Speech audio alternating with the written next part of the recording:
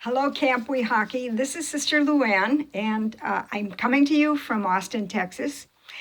And as many of you know, I'm a Dominican sister, and I've been at the camp a lot. I was a counselor back in the 70s, and then I've returned again in the last 8 years as just as an auxiliary staff.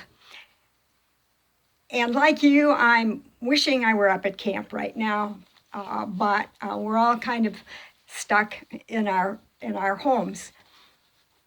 I'd like to share with you today a little bit about some of the more recent research that has been done regarding Mary WeHaKee. We know more about her now than we used to know. And so I'd like to kind of share a little bit of the story. Her real name was Mary Labatte. She was born in 1862 in southern Minnesota. Her father was a Frenchman, and her mother was a member of the Santee Sioux Indian tribe. Her name WeHaKee is interesting. It's a nickname that her family used, and our recent research has shown that the word means either the youngest or the fifth child. So she was called WeHaKee by her family, but her legal name, of course, was Mary. She was born during the U.S. Civil War, and during that time, many of the funds that had been promised to the Indian tribes had been cut off, and that caused a great deal of suffering among the Santee Sioux in Minnesota. As a result of that, there was a big uprising around Mankato, and as far north as Faribault, and even up into the Minneapolis-St. Paul area at Fort Snelling. Her father, Francois Labatte, was killed during that uprising, leaving her mother, a widow, with 5 children. At the end of the Civil War, her mother brought Mary to Faribault, Minnesota, where our sisters were, and asked them to take charge of Mary, to educate her and to raise her and to care for her. Mary was 7 at the time.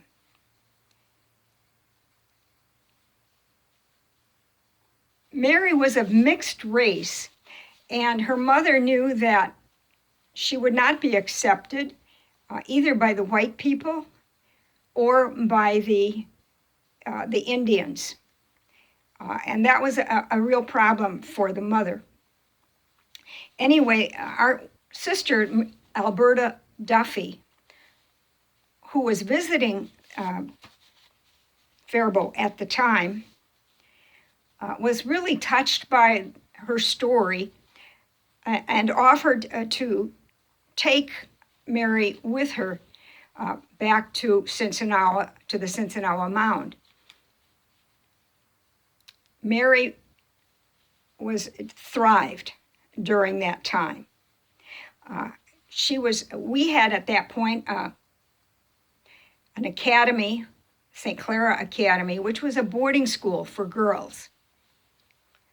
Mary is mentioned several times in the annals of the school for her stellar academics. She was a very, very good student, and she excelled in many areas. But the area that she excelled in most seems to have been music. She received many awards for her harp, piano, and voice. And we have some recordings of some of her classmates, and they say something to the effect that she was a favorite in her class, and all the girls loved her. As she reached her later years at school, the questions came to be, what would she be? Who would she be? Would she be a music teacher? like her second mother, Sister Alberta? Would she become a Dominican sister? Would she go further in her studies? Would she perhaps even return to Minnesota, bringing with her her many talents?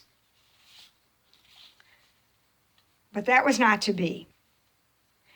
At the age of 15, she became very ill. When it became apparent that she wasn't going to survive this illness, it was probably tuberculosis. The sisters arranged for her mother to come to be with her. And you can imagine the scene. The mother was very distraught. She did not speak English. She spoke French and the Santee Sioux language. A few of the sisters who could speak French were able to communicate with her. And Mary WeHaKee, of course, could communicate with her in her native tongue. She died in June of 1878 at the age of 15. And in the presence of her mother and several sisters, including, of course, Sister Alberta. Her funeral was at our mother house at the Mound, at the chapel, St. Clara Chapel.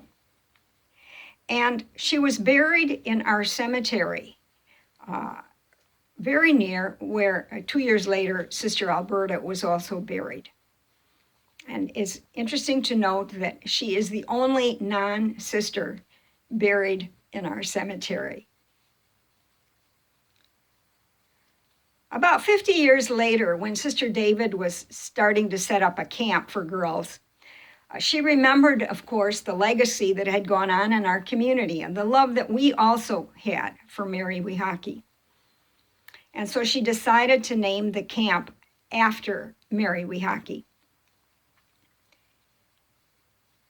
And we also know that her legacy, of course, carries on today through the camp. And that during the summer, in the full moon, Mary WeHaKee comes through our camp with her blessings. She was a wonderful girl, and we remember her well. Thanks a lot. Goodbye. Take care. Have a nice summer. We'll see you another time, maybe.